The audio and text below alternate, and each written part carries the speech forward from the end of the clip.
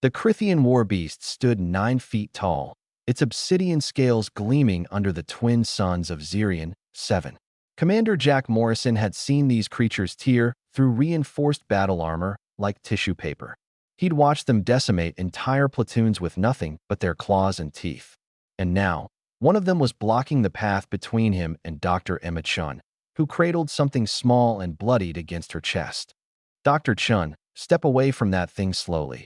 Jack's voice crackled through the calm, his rifle trained on the massive creature's skull. His hands remained steady despite the sweat beading on his forehead. Emma didn't move.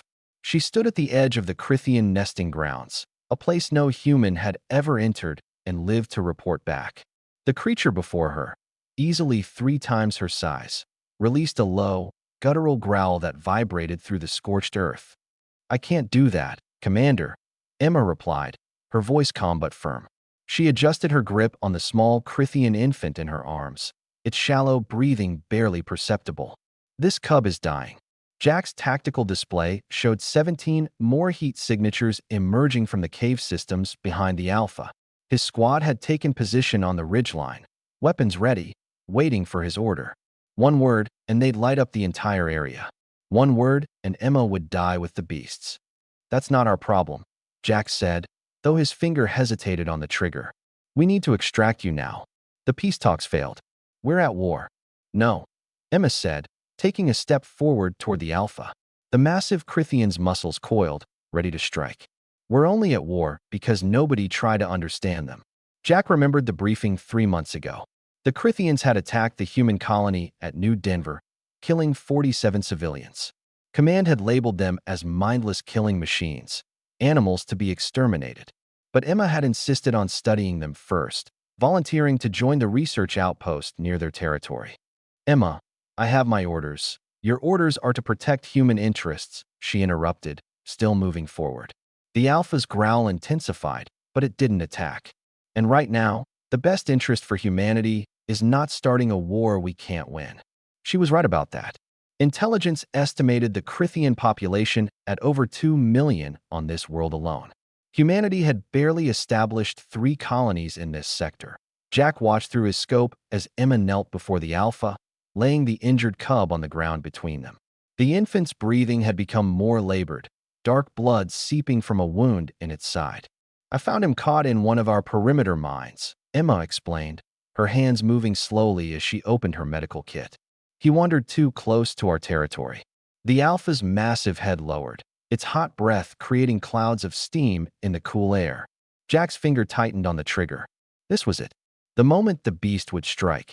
But it didn't. Emma's hands moved with practiced precision, cleaning the wound while speaking in soft, measured tones.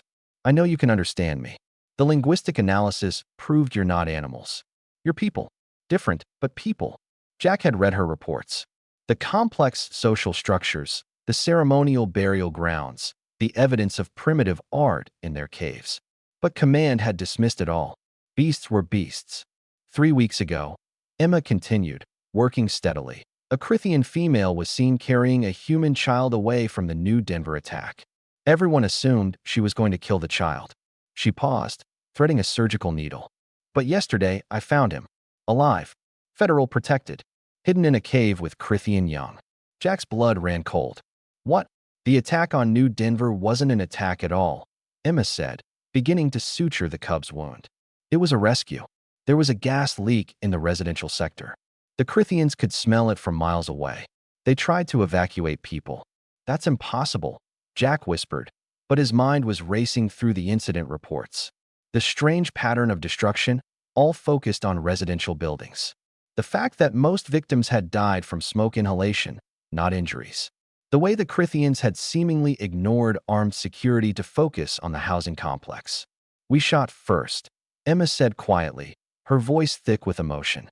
"They came to save us, and we killed them for it." The Alpha beast watched as Emma finished treating its cub. She wrapped the small creature in a thermal blanket from her pack and gently lifted it, offering it back to its parent. For a long moment, nothing happened. Jack's squad remained frozen, waiting. The other Crithians had emerged fully now, watching from the cave mouths. Then the Alpha carefully, almost delicately, took the cub in its massive jaws and backed away. It released a series of low, melodic sounds, not growls, Jack realized, but words in a language humans had never tried to learn. Emma stood slowly, blood and dirt covering her clothes. Tell Command the peace talks haven't failed, she said into her calm. They haven't even begun. Because we've been trying to negotiate with people we thought were monsters. She turned to face the assembled Crithians, who watched her with what Jack could now recognize as curiosity, not hostility. And we've been treating them accordingly. Jack finished quietly, lowering his weapon. Emma walked further into the beast's territory, unarmed, carrying nothing but hope and the bloody evidence of her compassion. The Crithians parted to let her pass. Behind her, Commander Jack Morrison made a decision that would change everything. He activated his comm to headquarters. Command, this is Morrison, requesting immediate ceasefire and diplomatic protocols. We've made contact with a sentient species. He paused, watching Emma disappear into the caves, welcomed by creatures humanity had tried to exterminate. And we owe them an apology. In the end, it wasn't humanity's weapons or technology that saved them from a devastating war. It was one woman who saw beyond fear, who walked into danger carrying an injured child. Even if that child had scales and claws instead of skin and fingers, that was the day humanity learned its greatest strength wasn't in how fiercely they could fight, but in how deeply they could care, even for those they didn't understand. Yendi.